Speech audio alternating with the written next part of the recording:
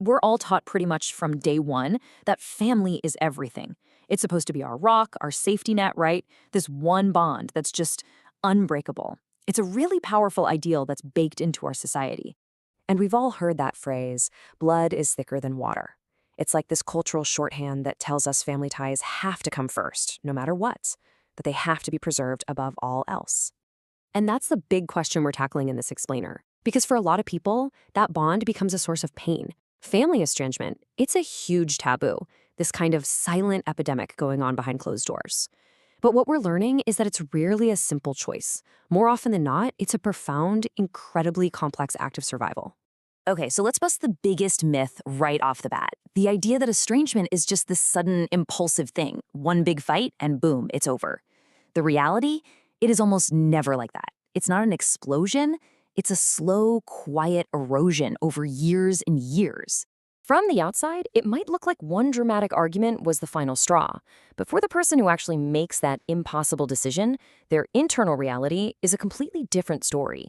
That final fight, it's just the very tip of an iceberg that's been forming for maybe 20 years, built on a long, long history of silent suffering. So what's actually causing this erosion? Well, psychologists often talk about something called microtrauma. Now, these aren't big, cinematic events.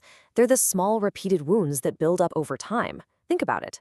A subtle criticism dressed up as a joke, having your feelings constantly dismissed, or a boundary that gets pushed again and again. Each one is like a tiny crack in the foundation. Which brings us to what you could call the volcano effect. That final explosive argument, that's not the cause of the estrangement. It's just the moment all that pressure that's been building up silently for years finally has nowhere else to go. It's the eruption, not the earthquake.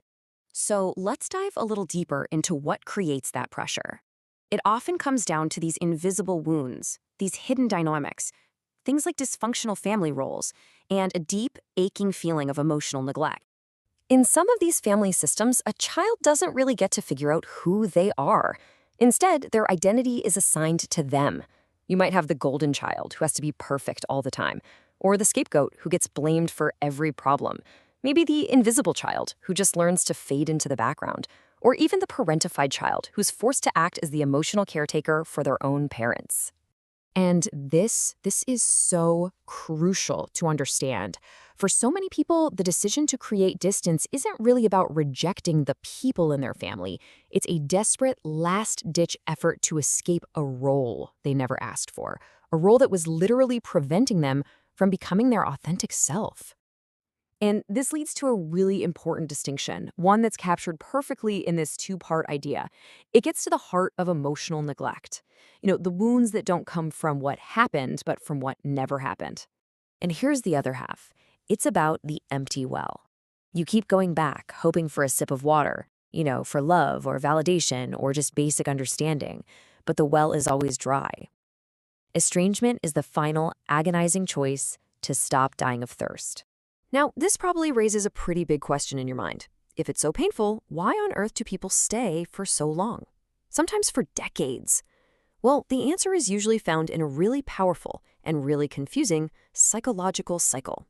It's often explained by this term you may have heard, trauma bonding.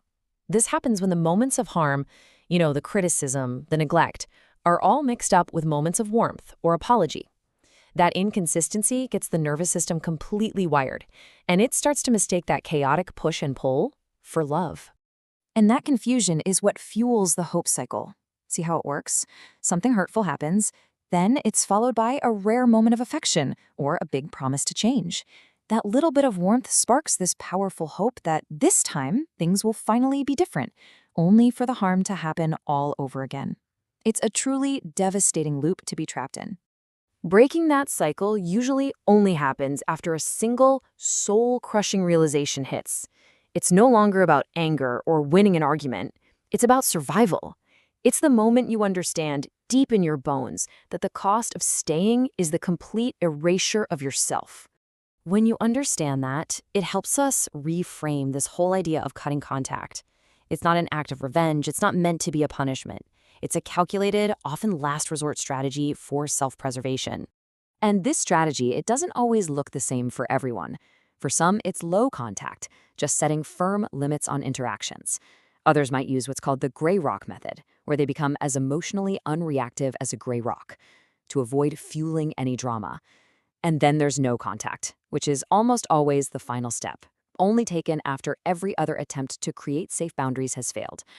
But the crucial point, no matter the strategy, is this. Creating distance is an act of personal agency. It's the moment a person stops trying to change someone who won't change, and instead, they start focusing on the one thing they can control, their own safety and their own peace. So once that distance is there, a new and really complex journey begins. It's definitely not an immediate fix. It's a long process of grieving everything that was lost, and at the same time, rebuilding what was never allowed to grow in the first place. A really key piece of this puzzle is understanding ambiguous loss. This is a specific and profound kind of grief you feel for someone who is still walking the earth, but is completely gone from your life emotionally. You find yourself mourning not just the relationship you had, but maybe even more, the healthy, loving one you always needed and deserved. And the emotions during healing are, well, they're a total paradox. It's incredibly common to feel this immense, overwhelming sense of relief from all the chaos and anxiety, but that relief can exist right alongside this deep, deep grief for the family you wished you had, and all the societal guilt that comes with choosing to walk away. But here's the beautiful, powerful truth. Healing from this is a courageous, world-changing act. It means you are breaking a generational pattern. You are refusing to pass down that same pain. It's the moment you plant your feet and say, this trauma, this dysfunction, it ends with me. And from that brave new space, something really incredible can start to grow. What people call a family of choice. These are the people, your friends, your partner, your mentors, who offer you the safety, the respect, and the love that was missing.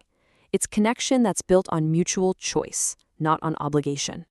So, let's end on this thought. What if we could completely reframe estrangement? What if, instead of seeing it only as a tragic ending, we could also see it as the painful, necessary, and brave beginning of finally building a life and a family that's defined not by your history, but by your healing, your choice, and real, genuine love?